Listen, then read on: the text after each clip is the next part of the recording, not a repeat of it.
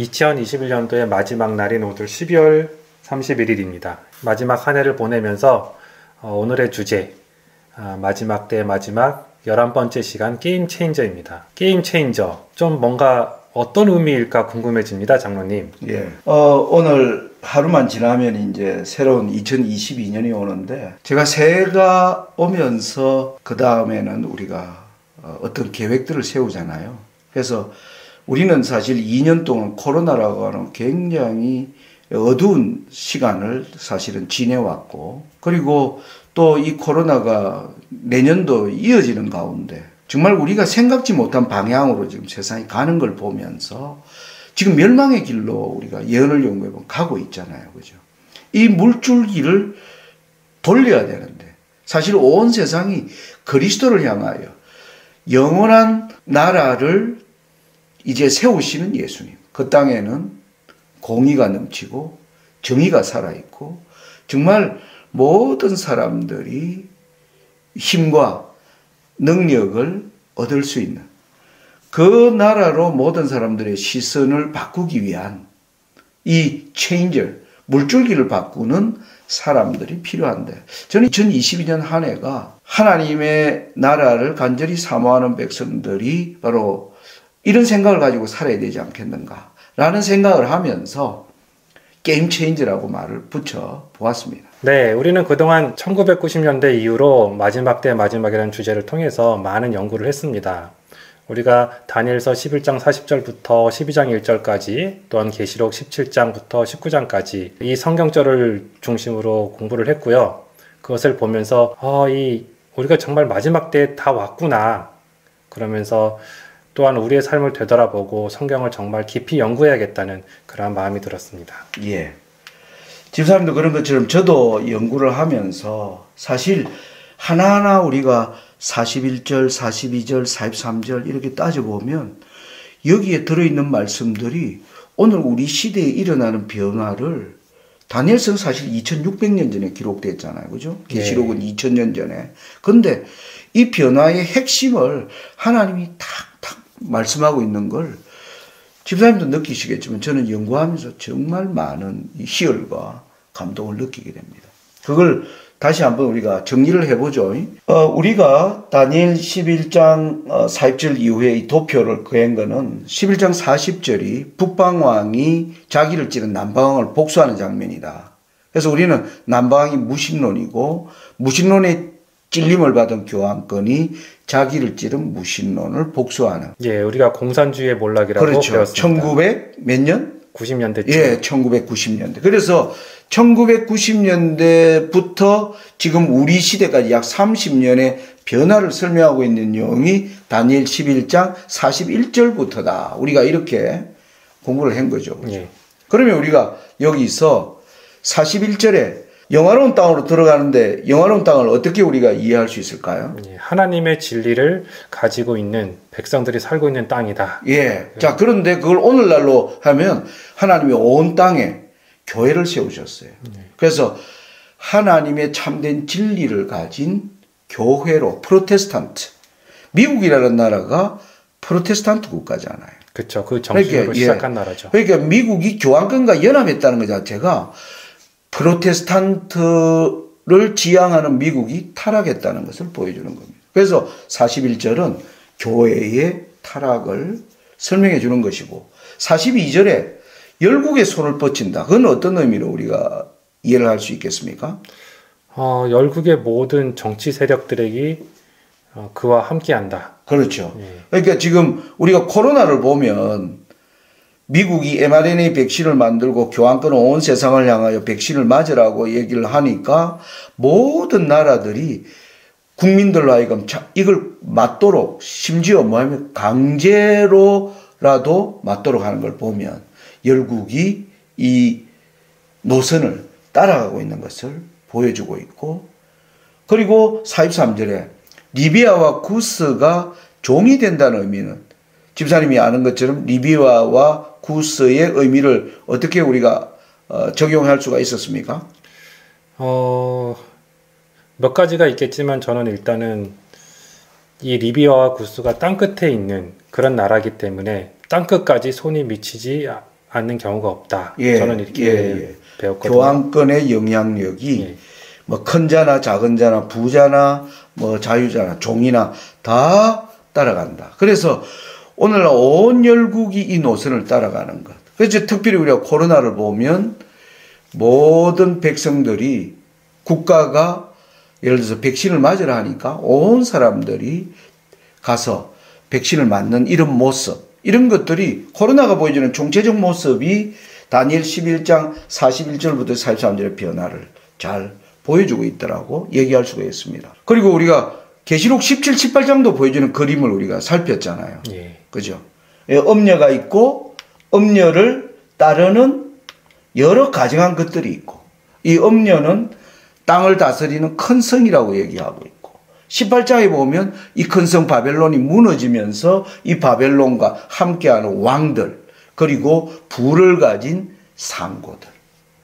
그래서 다니엘 11장이 보여주는 마지막 때의 그림과 계시록 17, 18장이 보여주는 그림이 일치한다는 것을 우리가 알 수가 있죠. 그죠? 그걸 요약하면 저는 이렇게 요약할 수 있지 않나 생각을 해봅니다.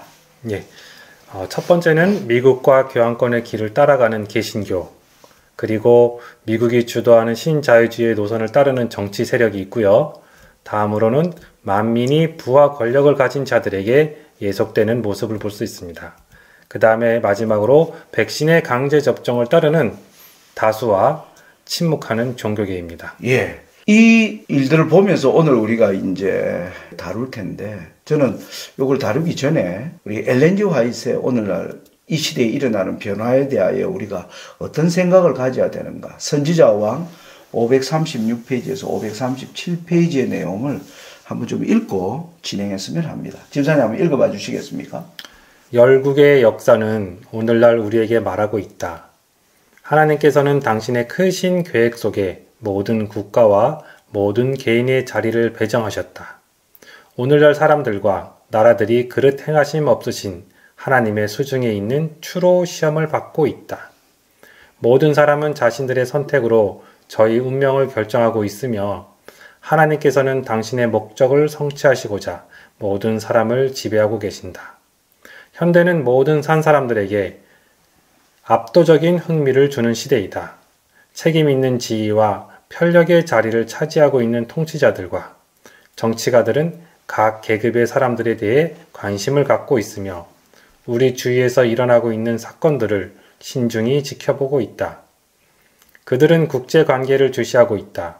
그들은 도처에서 일어나고 있는 격렬함을 관찰하고 있으며 크고 결정적인 사건이 일어나려고 하고 있다는 사실, 즉 이 세상이 바야흐로 무서운 위기에 직면하고 있다는 사실을 인정한다. 예. 이 말씀 읽으면서 참 엘렌 G 화이트의 이 글이 정말 시대를 초월한 참 메시지임을 느낍니다. 오늘 우리가 살고 있는 시대의 이 변화, 수많은 사람들의 마음 속에 지금 미래에 대한 불안감, 그리고 또 그들이 살고 있는 시대에 일어나는 것에 의한 뭡니까? 국가가 행하는 여러 불평, 불만들이 지금 차곡차곡 쌓이면서 정말 2022년에는 지금 요즘 곳곳에 화산이 폭발하는 것처럼 사람들의 이 분노가 폭발하려고 하는 이런 가운데 있는 이제 정치가들도 이걸 어떻게 해야 될까? 전전긍긍하고 있는 시대에 바로 이때에 이 세상에 거대한 악의 물줄기를 돌이킬 수 있는 바로 게임 체인저가 필요되는 거죠. 이제 그 얘기를 좀 하면 좋겠습니다. 그러나 동북에서부터 소문이 이르러 그로 번민케 하므로 그가 분노하여 나가서 많은 무리를 다 도륙하며 진멸코자 할 것이요. 예. 집사님, 이 44절이 주는 무게를 좀 생각해 봐야 될 것 같아요. 보면 40절부터 43절에 보면 북방왕이 찔림을 받은 이후에 잘, 쉽게 말하면 잘 나가잖아요. 그죠? 네. 예? 뭐 거침없이 자기를 막는 어떤 세력도 없고. 그런데 44절에는 그러나 이렇게 시작하는 게 의미가 있죠. 잘 나가는 북방왕이 동북에서는 소문에 의하여 뭡니까? 이제 방해를 맞는. 그래서 제가 이 44절을 게임 체인저, 교환권이 일으키는 게임에 돌발 변수가 나타났다. 그래서 이걸 우리가 사입사전에 우리가 첫 구절 동북에서부터 소문이 이르니까 북방왕이 뭐 하는 겁니까? 번민하기 시작하는 겁니다. 그러면 우리가 이제 동북에서 오는 소문이 어떤 소문인가 살펴봐야겠네요. 예. 자, 우리가 이걸 지도를 펴놓고 제가 그 얘기를 했는데 이 성경을 우리가 성경으로 풀이한다는 관점에서 보면 동북에서 오는 소문을 풀 수 있는 중요한 단서가 이사야 41장 25절에 보면 하나님이 내가 한 사람을 일으켜 북방에서 오게 하며 내 이름을 부르는 자를 해돋는 곳에서 오게 하였나니. 여기 보면 하나님이 한 사람을 해돋는 편, 동쪽과 그리고 북쪽에서 한 사람을 일으키겠다.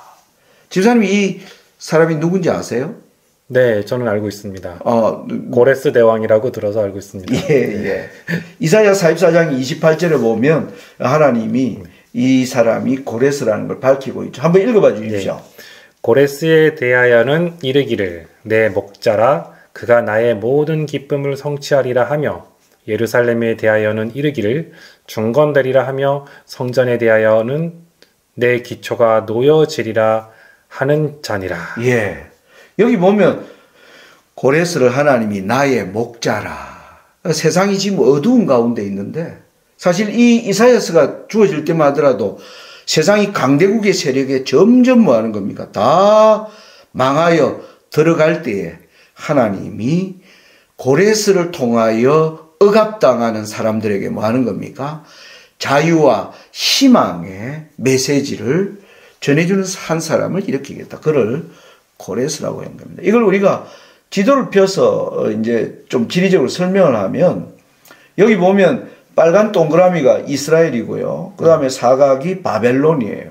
근데 지사님 고레스는 페르시아 사람이잖아요. 예. 페르시아의 수도가 어디입니까? 수사. 예. 자, 수사가 보면 동편에 위치해 있지 않습니까? 네. 그렇죠? 이스라엘과 바벨론에서 봤을 때. 근데 아시는 분들은 아시겠지만 제가 여기서 질문을 드리면 네. 왜 동쪽에서 왔다 안 하고 동북에서 왔다 했을까요?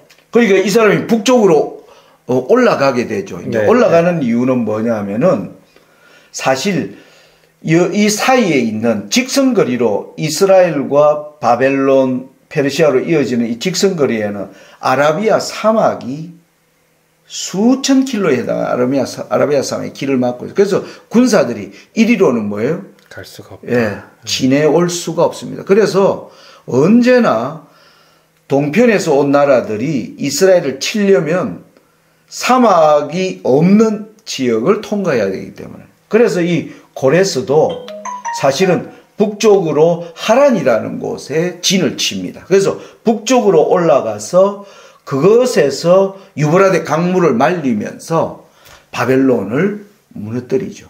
그래서 하나님이 고레스를 동쪽과 북쪽에서 불렀다라고 이야기하는 거예요. 그럼 우리가 여기서 이제 생각해 봐요. 그러면 동북에서 오는 소문이 고레스를 통해서 설명한다면 동북에서 온 고레스가 한 일이 뭐냐? 그게 중요하지 않습니까? 그죠? 고레스가 우리가 아까 지도를 통해서 본 것처럼 어떤 일을 했습니까? 와서 유브라데 강물을 말렸고요. 유브라데 강물을 말린 이유가 뭐 하려고요? 바벨론을 치려고. 예, 바벨론을 무너뜨리기 위해서. 예. 그래서 바벨론을 무너뜨리고 그가 이제 2년 이후에 왕이 됩니다. 왕이 돼서 제일 먼저 한 일이 뭔지 아시죠? 이스라엘 백성들을 해방시켰죠. 예, 에스라 1장에 보면 고레스 원년에 고레스가 조서를 내려 바벨론의 포로로 잡혀 있는 이스라엘 백성들은 뭡니까? 예루살렘으로 돌아갈 사람은 가도 좋다. 예? 그래서 이 동북에서 온 고레스가 한 일은 두 가지 일로 요약할 수가 있겠습니다. 바벨론을 무너뜨리는 거하고 바벨론 가운데 지금 살고 있는 하나님의 백성을 불러내는 일. 자, 근데 이 일을 하는 내용이 계시록 18장에 등장하는 천사, 하는 두 가지 일이 있는데 집사님 두 가지 일이 어떤 내용일까요? 무너졌도다 무너졌도다 큰 성 바벨론. 예, 바벨론의 무너짐을 얘기하고 네. 그다음에 또 천사가 외치죠. 그 속에서 나와서 예, 네. 내 백성아 거기서 나오라. 네. 그래서 계시록 18장의 천사가 외치는 기별이 고레스가 한 일과 같은 것입니다. 자, 그러면 우리가 이 도표를 이렇게 정리할 수가 있는 겁니다. 44절에 동북에서 오는 소문은 바로 계시록 18장에 등장하는 또 다른 천사가 하는 일이라고 할 수가 있겠죠. 네. 그럼 여기서 궁금한 점이 하나 드는데요. 예, 예. 그러면 이 계시록 14장의 새 천사와 지금 여기서 말하고 있는 또 다른 천사는 어떤 차이를 가지고 있는가? 예, 어떤 관계인가? 네, 어떤 관계를 가지고 예, 있는가? 예, 예. 이 엘렌 지 화이트의 글로 한번 설명을 하는 게 좋을 것 같습니다. 집사님 한번 초기 문집 258페이지 한번 읽어봐 주시겠습니까? 예. 나는 세 단계로 되어 있는 첫째, 둘째, 셋째 천사의 기별을 보았다. 이 기별들을 바르게 이해하는 것은 매우 중요한 일이다. 모든 영혼들의 운명은 이 기별을 받아들이는 태도에 달려 있다. 예. 우리는 계시록 14장에 첫째, 둘째, 셋째 천사의 기별은 지금 마지막 하나님의 나라를 갈망하는 성도들이 받아서 이해하고 경험해야 될 기별이라는 걸 우리가 압니다. 그죠? 그래서 이 기별들을 잘 준비하는 게 우리의 영원한 운명을 결정하는 데 굉장히 요긴한다. 근데 이런 글을 쓴 엘렌 지 화이트이 이제 또 다른 천사가 등장할 것을 초기 문집 277페이지 보면 이런 말씀이 있습니다. 그때 나는 다른 힘센 천사가 명령을 받고 셋째 천사와 연합하여 그의 기별에 능력과 힘을 주기 위하여 지상으로 내려오는 것을 보았다. 큰 능력과 영광이 그 천사에게 주어졌으니 그가 내려올 때 세상이 그의 영광으로 환하여졌다. 예. 여기 내용에 보면 계시록 14장에 세 천사가 등장을 하는데 이 천사들로 끝나는 게 아니라 셋째 천사와 연합하기 위하여 또 지상으로 내려오는 또 다른 천사가 있다는 것을 얘기하는 겁니다. 그러면서 이 천사가 내려올 때 세상이 그 영향으로 환하여진다라고 기록하고 있죠. 엘렌 지 화이트 갑시다의 대쟁투예요. 이 천사에 대하여 이렇게 설명을 합니다. 한번 읽어봐 주시기 바랍니다. 요한계시록 18장은 아직까지 바벨론 가운데 남아있는 하나님의 백성을 향하여 그 가운데서 나오라는 초청이 주어질 시기를 지적하고 있다. 그 기별은 세상에 전해질 최후의 기별이며 그것으로서 그 사업이 맞춰질 것이다. 예. 엘렌 지 화이트는 첫째와 둘째와 셋째 천사의 기별을 경험한 자들이 계시록 18장에 나오는 천사와 뭐 할 때? 연합할 때. 이게 맞춰지는 사업이다. 근데 이 성경절을 보면서 오해할 수 있는 게 예. 그럼 이 기별이 전해질 때까지는 바벨론에 있어도 된다는 말인가? 라고 아니요. 오해하는 사람이 있을 것 같아요. 예. 아직까지 남아있는 사람. 많은 사람들이 바벨론 나와 있는데 네. 아직까지 남아있는 사람들을 위한 마지막으로 하나님은 자비의 하나님이잖아요. 네. 계속 우리를 불러내신단 말이에요. 그래서 최후로 불러내는 이제 이때는 큰 능력으로 임하기 때문에 많은 사람들이 이 기별에 응할 것이라고 말씀하고 있는 겁니다. 이 내용과 관련하여 엘렌 지 화이트 초기 문제 279페이지에 이런 말을 기록을 하고 있습니다. 나는 셋째 천사의 기별이 맞춰지는 때를 바라보게 되었다. 하나님의 능력이 그의 백성들에게 임하고 그들은 자기들의 일을 완수하고 그들 앞에 있는 시련의 때를 위하여 준비하고 있었다. 그들은 늦은 비, 곧 주님의 앞으로부터 이르러 오는 새롭게 함을 받고 증언의 말씀들을 생생하게 회상했다. 네, 엘렌 지 화이트는 이 일을요 늦은 비의 역사라고 얘기하고 있어요. 계시록 18장의 천사. 우리가 모이면 늦은 비 받자 이런 얘기 하잖아요. 예. 그러니까 늦은 비를 받기 위해서 구체적으로 어떻게 준비해야 되는가를 설명하고 있는 겁니다. 그러니까 계시록 14장에 나오는 첫째, 둘째, 셋째 천사의 기별을 잘 삶에서 경험하면서 드디어 계시록 18장의 이 기별에 우리가 함께 뭐예요? 동참하고. 예, 동참할 때 이 사업이 끝나게 된다. 바로 이 사업은 늦은비 사업이다 라고 얘기하는 거죠. 그리고 우리가 이렇게 정리할 수 있어요.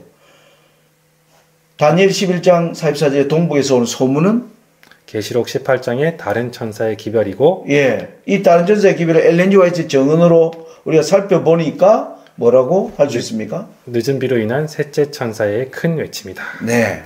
네. 이렇게 이제 우리가 정리를 하면 이제 동북에서 오는 소문이 저는 바로 게임 체인저라는 거죠. 네. 교황권이 이 모든 선악간의 게임을 지금 주도하고 있는데 드디어 하나님의 신실한 종들이 이 천사와 연합함으로 말미암아 뭡니까? 거대한 운동이 일어나면서 교황권이 뭐 하게 되는 거죠? 분노하여 일어나는 겁니다. 그래서 우리가 44절 지금 우리가 전반을 공부를 했습니다. 동북에서 오는 소문이 오면 교황권이 범민한다. 범민하면서 결국은 어떻게 된다고요? 그가 분노하여 나가서 많은 무리를 다 도륙하며 진멸코자 할 것이요. 예. 결국 이 동북에서 오는 소문이 게임 체인저인 것이 지금 교황권이 평화의 사도인 것처럼 사람들에게 나타내 보이고. 예, 나타내 보이면서 세상을 지금 멸망으로 이끌고 나오는데 이 게임 체인저들이 나타남으로 말미암아 교황권이 돌변하는 겁니다. 이제는 그들을 뭐 해야 되겠다? 없애야 되겠다. 그래서 45절에 이제 장막궁전을 세우는 일로 나오는데 이게 이제 미국을 앞세워서 일하던 북방왕이 이제는 직접 뭐 하는 겁니까? 나서서. 예, 나서서 그들을 진멸하기 위해서. 그래서 북방왕이 능력과 권세를 가지고 올라올 것을 얘기하고 있고요. 이게 계시록 17, 18장으로 연결하면 우리 내비게이션의 마지막 종착역. 8번째. 반드시 잠깐 동안이 지나면 8째가 등장하지 않습니다. 그것을 나타내는데 우리가 이제 다음 예. 새해에 이제 이 문제를 다루어야 할 것 같습니다. 많은 사람이 8째 등장에 대해서 아마 많이 궁금해하고 있을 것 같습니다. 네. 우리는 그동안 1798년 기점으로 과거에는 바벨론, 페르시아, 헬라, 로마 교황권이 이미 망한 5으로 배웠고요. 또 하나는 이 꼴을 미국으로 배웠으며 아직 이르지 아니한 다른 일을 죽게 된 상처가 나은 교황권이 나타나서 하나는 이 꼴이었던 미국과 연합하여 반드시 잠깐이라는 시간을 보내게 될 것이다 라고 배웠습니다. 근데 이번 이 코로나19라는 사건을 통해서 이 반드시 잠깐이라는 시간도 거의 맞춰져 가고 있다는 것을 우리가 알 수 있습니다. 예. 자, 이제 우리는 8째가 곧 일어나려고 하는 때를 살고 있다라고 우리가 집사님이 정리한 것처럼 그렇게 우리가 지금 정리를 할 수가 있어요. 그래서 우리가 다니엘 7장에 우리가 예언을 이제 연결해서 볼 필요가 있는 겁니다. 다니엘 7장에도 1798년 이전에 5나라를 보여주고 다니엘 7장에는 이제 조사, 심판, 때를 기다리는 짐승, 혼인식 이 세 일이 있는데 이게 계시록 14장에 심판하실 때가 이르렀다, 심판이 이르렀다, 혼인계약이 이르렀다. 이 세 분의 이름이 다니엘 7장의 6째, 7째, 8째를 설명하고 있는 것이고 그래서 우리가 다니엘과 계시록이 어떻게 연결되고 있는가 우리가 확인을 한 겁니다. 그렇죠, 그렇죠. 그러면서 다니엘 8장과 7장을 비교하여 보면서 다니엘 7장에는 심판이 시작되고 짐승이 등장하고 그리고 나라를 받는 이 사건이 다 성소정결이라는 사건에서 비롯되었다. 그런데 우리는 지금 짐승이 이미 등장했고 8째가 등장하려고 하는 것을 보면 조사 심판도 거의 뭐 한다는 겁니까? 맞춰져 가고 있다. 네, 맞춰져 가고 있다는 걸 하나님이 알려주시는 것이죠. 네. 계시록 17장의 마지막 세력인 8째의 등장은 하늘에서 진행되는 성소 정결 사역이 맞춰지는 것을 보여주는 것으로 구속의 역사의 내비게이션이 종착역에 도달하였음을 말해주는 것입니다. 네. 아까 서두에 말씀드린 것처럼 우리 이제 오늘이 12월 31일입니다. 이제 하루 지나면 2022년이 오는데요. 어떤 일이 우리에게 기다리고 있을까? 저는 같이 이 방송을 애청하는 모든 분들과 함께 좀 소개하고 싶은 성경들이 저는 이사야 49장 7절입니다. 집사님 한번 읽어봐 주시겠어요?